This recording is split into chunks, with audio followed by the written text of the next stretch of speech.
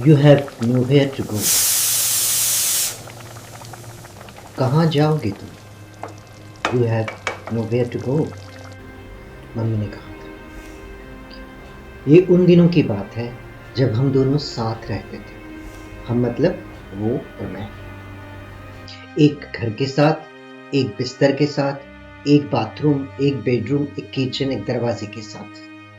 6 पर्दे, 4 थालियां, 4 कटोरियां, नमक, मिर्च, हल्दी, गरम मसाले, दाल, चावल, प्याज, आलू के साथ। एक हवा में सांस लेते थे। हवा हम बांट नहीं सकते थे। बिस्तर हम काट नहीं सकते थे। साथ रहना काट सकते थे, साथ रहते हुए भी वो हमने काट लिया। जो हम साझा नहीं कर सकते थे वो था हमारा एकांत। हम दोनों का अपना अपना एकांत और मन में उमड़ते ख्यालों के भूरे काले बादल। बारिश हम अलग अलग भीग सकते थे। घर के बाहर की दुनिया में मेरी सांसें आजाद हो जाती, गहरी हो जाती, मेरे बाल लहरा जाते, मेरा छाता बंद हो जाता। वो शायद रेनकोट में बंद रहता होगा, मुझे नहीं पता। बाहर हम साथ नहीं रहते थे। बाहर एक बेहतर दुनिया थी। सब्जी मंडी थी, किराना की दुकानें थी, बच्चों के स्कूल भी, जिन्हें मैं हसरत से देखती थी। मन करता था फिर से बच्ची हो जाऊं, स्कूल चली जाऊं। बच्चा हमारे बीच नहीं था। होता तो उसे कैसे काटते हम, कैसे बांटते उसे हम। बच्चा नहीं था, पर बच्चों के स्कूल थे। Johnson baby soap, baby oil, baby shoes, diapers, raincoat सब होते थे शॉपिंग मॉल में। जहां मैं दोपहर वक्त गुजारती थी वहां बच्चे भी होते थे, पर मैंने किसी बच्चे को कभी हसरत से नहीं देखा। हसरतें आरजू बन जाती हैं, आरजू मजबूरी है, फिर सब ढोना पड़ता है। उस सपने को मैंने बहुत जल्दी फ्लश कर दिया था, शादी के 6 महीने बाद। ये उसी रात की बात थी जब मैंने मम्मी से कहा था, माँ मैं इस दरवाजे से बाहर निकल जाना चाहती हूँ। मम्मी ने कहा था, कहाँ जाओगी तुम? You have nowhere to go. तो मैं नोवेयर में कभी गई ही नहीं, अटकी रही 6 साल। मैं शहर के बागीचों से पूछती, कूड़ेदानों से पूछती, आ जाओगे यहाँ? वे चुप रहते।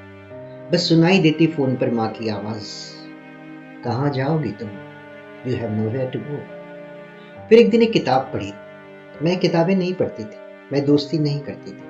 मैं कंफर्टेबल होती थी लिफ्ट में अजनबियों के साथ। वहां मेरी स्माइल असली होती, चंपा के फूल जैसी। मैं ग्रोसरी शॉप में खिलखिला सकती थी, काउंटर की लड़की से चकलस कर सकती थी। मैं मॉल में अक्सर मर्दों के कपड़ों के शॉप्स में जाती थी। आलिया पूछती, सर के लिए कुछ लेना है? मैं कहती, नहीं, कुछ भी नहीं। मैं उन कपड़ों में उनको ढूंढती थी जो इन्हें पहनेंगे। फिर उसे भी आदत हो गई।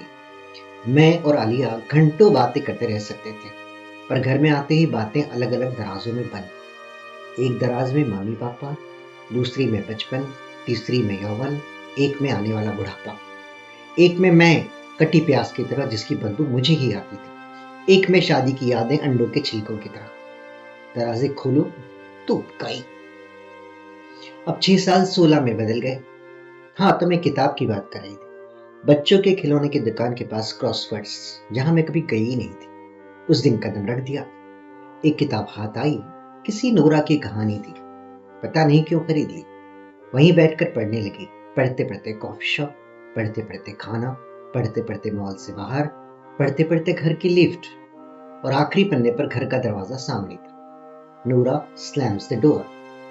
ये दरवाजा बाहर से बंद था। मैंने सोचा अंदर जाकर फिर उसे बैंग करने का क्या मतलब, तो मैंने घर की चाबी बाहर के शू कैबिनेट पर रख दी। मैं उस दरवाजे से उल्टी यात्रा पर निकल पड़ी। You have nowhere to go. और मुझे लगा इस नोवेयर में मेरे लिए कितनी जगह है, पूरी दुनिया सामने है। न मम्मी को फोन किया, न उसे, न किसी को भी। मैंने अपने आप को इतना फ्री कभी महसूस नहीं किया।